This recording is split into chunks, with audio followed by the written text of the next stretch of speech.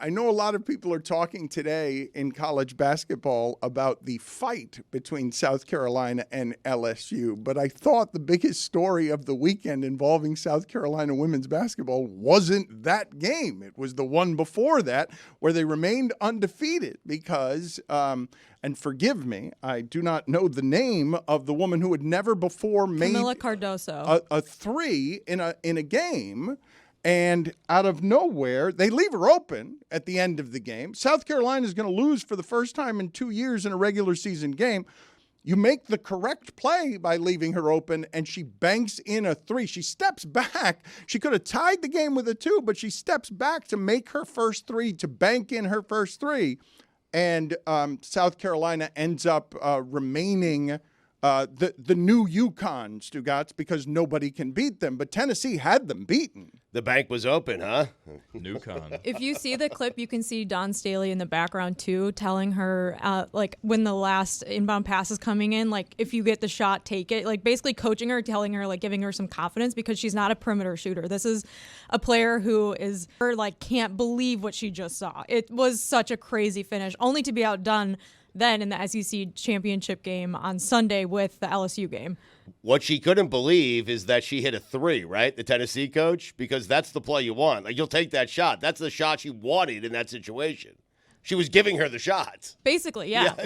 Right. And there was a second left on the clock. The fact that she even got it off that quickly, too, everything about it was just unbelievable when you watched it live. It was so crazy. Oh, but it's not just that, though, right? Because that by itself is ridiculous, right? Because the shot, it felt like it was off the top of the backboard. I don't even know how it banked in. It was a terrible shot. And it banked right in. But the part we're leaving out is that Tennessee was up 73-71 with 3 seconds left and had 2 free throws and missed them both.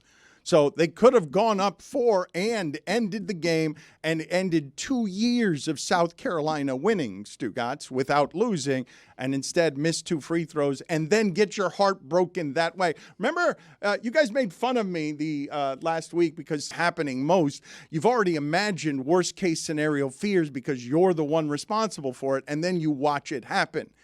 If you've missed those 2 free throws and now you're getting back on defense and committing the foul, all of that is happening in slow motion.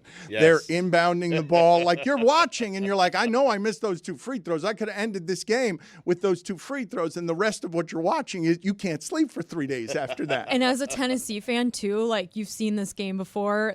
The Tennessee is a really good team, but they have these games when they're playing teams ranked ahead of them where they're so close, but they can't close it out. And this was a game where they had them the entire game. And South Carolina only needed a 2 to take it to overtime. And somehow they get the 3-point shot and score and end up in the championship game again. It was just absolutely crazy. This weekend was one of the best women's basketball weekends of probably the entire year so far. The 4 conference championship games in the power conferences yesterday, starting with the Iowa-Nebraska game going to overtime. Notre Dame won the ACC, then the South Carolina LSU game, and then USC-Stanford, all back-to-back-to-back, kind of overlapping, which was a bummer. I wish they had spaced them out better, but absolutely incredible day of basketball. Was there anything good or interesting in the commentary beyond South Carolina and LSU really don't like each other? South Carolina is better than LSU, and well, they're better than everyone. Yeah, but LSU. Well, but I mean, LSU's.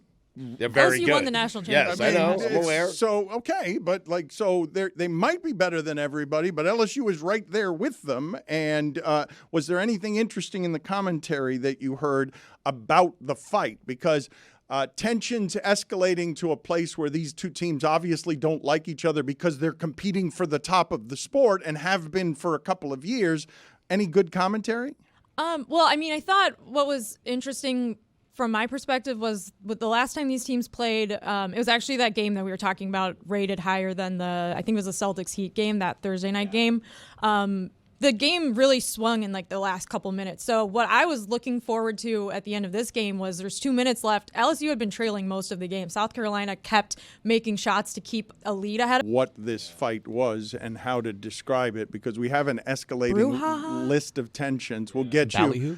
We're going to get you guys the escalating list of tensions. We have an official list that has been created. So you guys choose. I have it here. There's a lot. Yeah, I know, but choose many of them. Well, we're trying to figure out. Okay, Read the list and we'll pick go one. ahead. I don't need commentary on each one. I know there are hundreds I feel like of them. the process is important. Yeah. Okay, but you just tell us when Was we're it in the area. Was it closer to skullduggery or shenanigans? I'd say it's more than just shenanigans. It was larger than a tiff, a spat, or a quarrel, though, right?